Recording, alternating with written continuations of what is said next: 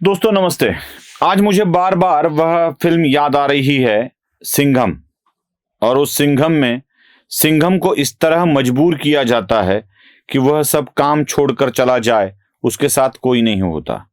तो सारे लोगों के सामने सिंघम आके दहाड़ देता है और कहता है, मैं तो जा रहा हूं उसका राज खत्म करने, उसकी गुंडागर्दी खत्म करने, क्योंकि वापस जाकर मैं अपने पिता के सामने मूंछों पर ताव देकर बोल पाऊंगा, मर्दों वाला काम करके आया है मेरा बेटा।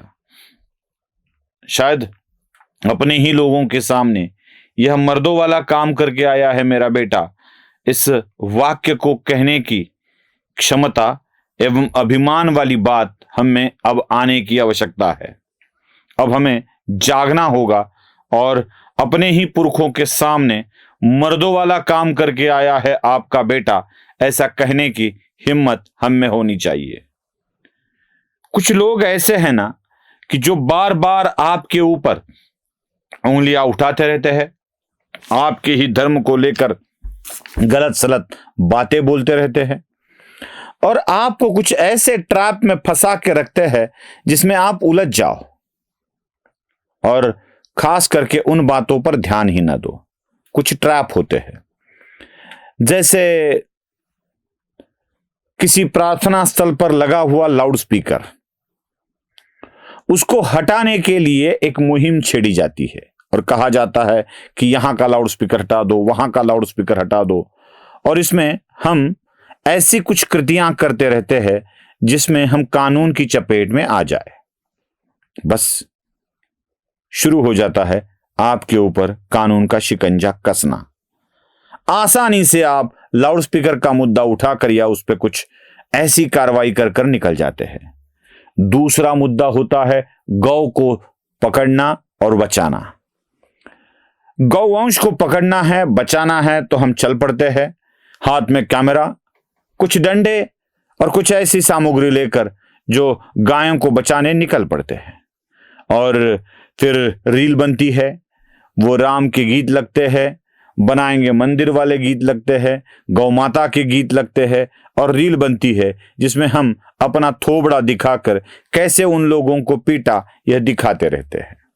और फिर हो क्या जाता है कि पुलिस में कोई तो पुलिस स्टेशन में कंप्लेंट कर देता है, कानून की तरफ से कार्रवाई होने लगती है। वो गलत करते हैं लेकिन हम गलत करते हुए दिखाई देते हैं, उनका दिखाई नहीं देता है और हम आसानी से पकड़े जाते हैं। यह भी एक ट्रैप होता है। हमारे संविधान ने सर्वधर्म समभाव बताया और उस संविधान में कानून में प्रावधान किया गया कि कोई भी किसी भी धर्म से शादी कर सकता है। मतलब कोई हिंदू लड़का मुसलमान लड़की से, मुसलमान लड़की हिंदू लड़के से, बौद्ध लड़का ईसाई लड़की से, ईसाई लड़की बौद्ध लड़के से, जैन किसी और से, सिख किसी और से शादी कर सकते हैं। और इसी शादी को हमारे यहां बालिग लड़कियों ने की हुई शादी को वैध समझा गया है, कानूनन समझा गया है। हम इसके ऊपर आंदोलन छेड़ते हैं और पकड़े जाते हैं। जो जब पकड़े जाते हैं तो कानून इसी तरह से हमें शिकंजे में फंसा लेता है। क्या इसी बात को व्यक्त करना हिंदुत्व है? क्या इसी बात में उलझे रहना हिंदुत्व है कि उसकी रक्षा है?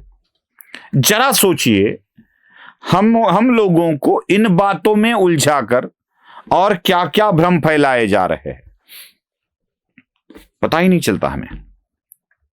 हमारे परंपराओं को, हमारी विरासत को, हमारे आदर्शों को अपमानित किया जा रहा है, प्रताड़ित किया जा रहा है और हम लोगों के ही अंदर यह निश्चित किया जा रहा है कि हम जो कर रहे हैं वो अंधश्रद्धा है। वट पूर्णिमा को जाकर वट पूजन किया जाए और सत्यवान सावित्री कथा को याद किया जाए तो उसको अंधश्रद्धा माना जाता है। गणेश उत्सव को मनाना मतलब किसी व्यर्था परंपरा को मनाना, इस तरह की बातें फैलाई जाती है, गुमराह किया जाता है हमारे नौजवानों को। और गणेश जी पर अभद्र टिप्पणियां की जाती है, वट सावित्री पर अभद्र टिप्पणियां की जाती है। और उसी वक्त कुछ लड़के पुणे में जाकर शिवलिंग पर क्या कराते हैं आपको पता है? अन्नपूर्णा देवी के साथ क्या कराते हैं आपको पता है। और जब ये बातें सामने आने लगती है तो विशिष्ट धर्म का, विशिष्ट जाति को ऐसे अपमानित न किया जाए, इन बातों को फैलाया जाता है। जब वो करता है तो होता है मतिमंद है, गतिमंद है, पागल है, यों है, त्यों है, फलाना है, यह बातें फैलाई जाती है। और जब ऐसी बातें फैलाई जाती है तो हम अपने ही परंपराओं से मुंह फेरने लगते हैं, उनका ढाढ़स बढ़ता है और वो गलत सलत करते आते हैं।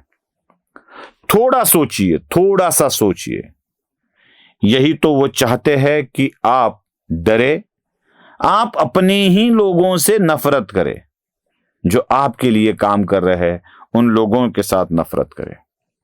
इसलिए आपके ही लोगों के अंदर वीरतापूर्ण बातों को गलत फैलाया जाता है, इसके ऊपर कुछ कार्रवाई नहीं होती है।